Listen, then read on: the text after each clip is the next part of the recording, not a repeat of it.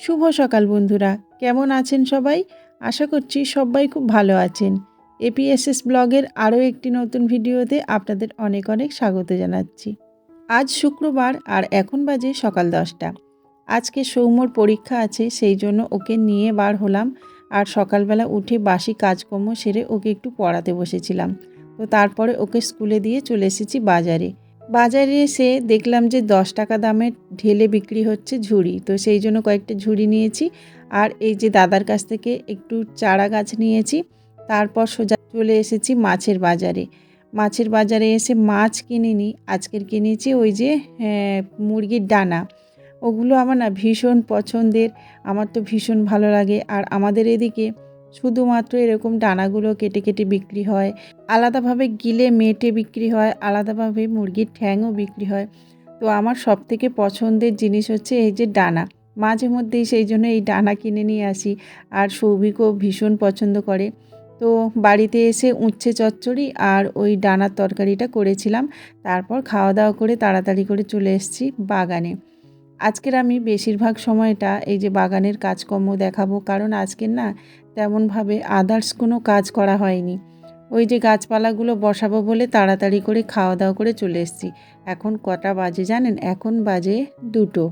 তো দুপুর দুপুর চলে এসেছি। এখন তো শীতকাল, খুব তাড়াতাড়ি না সন্ধে হয়ে যায়। তো সেই জন্য ভাবলাম খুব তাড়াতাড়ি চলে যাই। আর আজকের কিন্তু অনেক গাছ নিয়েছি।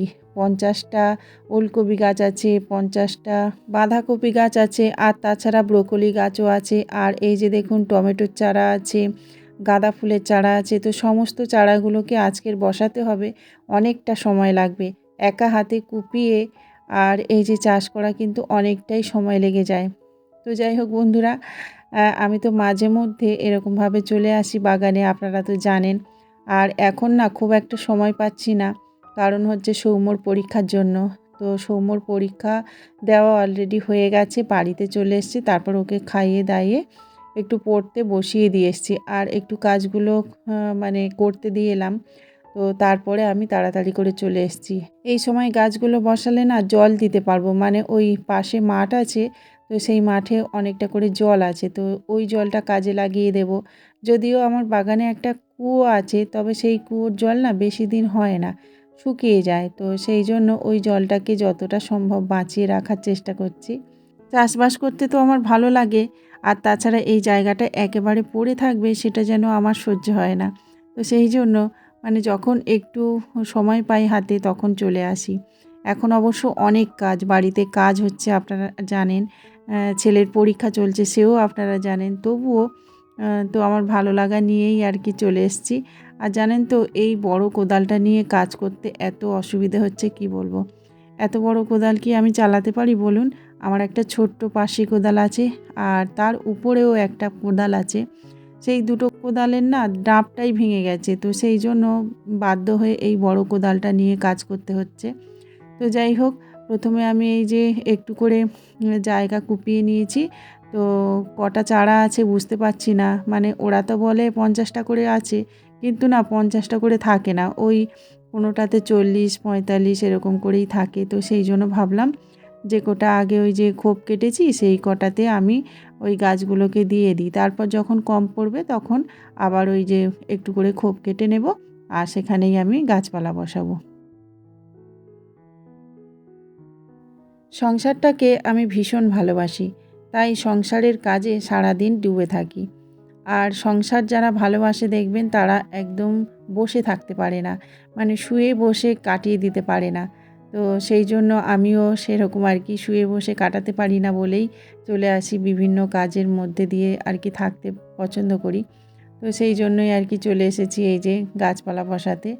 আর জানেন তো মানে এখানে না ওই বড় কোদাল দিয়ে কাজ করতে ভীষণ অসুবিধা হচ্ছে।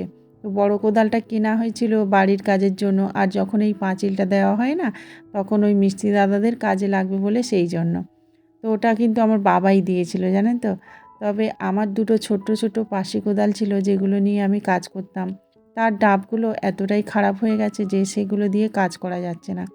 তাই বাধ্য হয়ে এই বড় কোদাল দিয়ে কাজ করছি। তবে একটা জিনিস আমি দেখেছি, ছোট্ট কোদালের থেকে কিন্তু বড় কোদাল দিয়ে বেশি ভালো কাজ হয়। কিন্তু বড় কোদালটা এতটাই ভারী না, চাগিয়ে কাজ করতে খুবই অসুবিধা হয়। কি করা যাবে বলুন? ছোট্ট ছোট্ট পাশি কোদালগুলো এখন মানে ডাব পড়াতে হবে, তারপরে কাজে লাগাতে হবে। তো সেই জন্য বড় কোদাল দিয়েই কাজগুলো করছি। আর জানেন তো, এই গাছগুলো বসালে শুধু হবে না, গাছে আবার জল দিতে হবে। জলের নাম তো জীবন। সে গাছপালা হোক আর পশু পাখি হোক আর মানুষ, জল না পেলে কেউই বাঁচবে না। তো সেই জন্য আবার এই যে জল দিতে হয়। তো অনেকটাই গাছের চারা কিন্তু আজকের বসিয়েছি। আর সমস্ত গাছে জল দিতে দিতে অনেকটাই সন্ধে হয়ে গেছিলো। আর জানেন তো বন্ধুরা, এই যে গাছপালা বসাচ্ছি, তো মাঝে মধ্যে আবার এখানে এসে জল দিতে হবে। তো যেদিন যেদিন এখানে আসবো সেদিন সেদিন কি আপনাদের সাথে ভিডিও শেয়ার করব না? তো সেই জন্য ভাবলাম না, যে কাজই আমি প্রতিদিন করব সেই কাজগুলোই আপনাদের সাথে শেয়ার করব। আর তাহলে আপনারা বুঝতে পারবেন আমি কতটা পরিশ্রম করি বা সংসারের পিছনে কতটা খাটি আর কি কি করি, সব কিছুই আপনাদের সাথে শেয়ার করা হয়ে যাবে।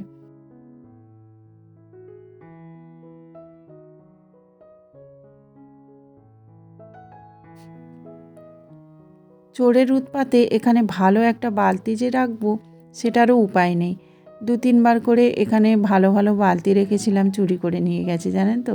তো সেই জন্য একটা ভাঙা বালতি নিয়েই কাজ করছি।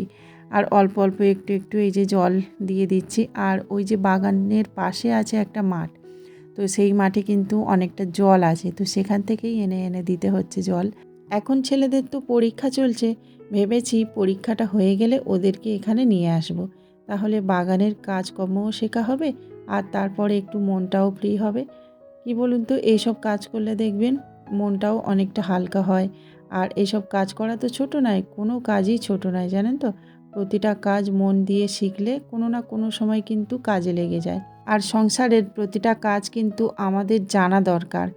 আমরা যদি ওর প্রতিটা কাজ জানতে পারি না বা শিখতে পারি না, তো সেটাই আমাদের ব্যর্থতা, কিন্তু জেনে রাখলে না আমাদেরই কাজে লাগে। তো বন্ধুরা, এই যে দেখুন জল দেওয়া প্রায় শেষ হয়ে গেছে। তো প্রথমে লাল শাকে একটু জল দিয়েছিলাম, তারপর ওদিকে দেখুন ধনে পাতা আছে, তো ওখানে জল দিয়েছি। তারপর ওদিকে আছে মূলো শাক, ওখানেও জল দিয়েছি। আর তারপর এদিকে ওই যে খেসারি কড়াই ফেলেছি, সব গাছে মোটামুটি জল দিয়েছি। আর তারপরে সন্ধ্যের আগে আমি বাড়িতে ফিরে চলে গেছিলাম। তো আজকের ব্লগটা কিন্তু কাজকর্ম দিয়েই ঘেরা ছিল। আপনাদের কেমন লাগলো কিন্তু কমেন্ট করে জানাবেন। আর আমার এই সাধারণ জীবন, সাধারণ ব্লগ আপনাদের যদি একটু ভালো লাগে তাহলে কিন্তু লাইক, কমেন্ট, শেয়ার করবেন আর সাবস্ক্রাইব করে আমাদের পাশে থাকবেন। দেখা হবে বন্ধুরা পরবর্তী একটা কোনো ভিডিওতে। তো ততক্ষণ আপনারা কিন্তু খুব ভালো থাকবেন, সুস্থ থাকবেন আর সবাইকে ভালো রাখবেন। জানি সবাইয়ের ভালো থাকার হাত ভগবানের উপর, তবুও আমাদের যতটুকু সামর্থ্য সেটাই তো করতে পারি বন্ধুরা।